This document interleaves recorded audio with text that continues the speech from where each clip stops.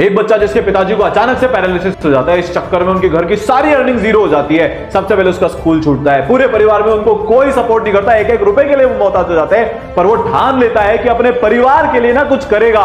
JEE की तैयारी करता है और फाइनली जेई का टॉपर भी बनता है। आज से 4 साल बाद वही बच्चा जिसके हाथ में 1 रुपए भी नहीं था, वो 20 लाख रुपए साल के कमा रहा होगा।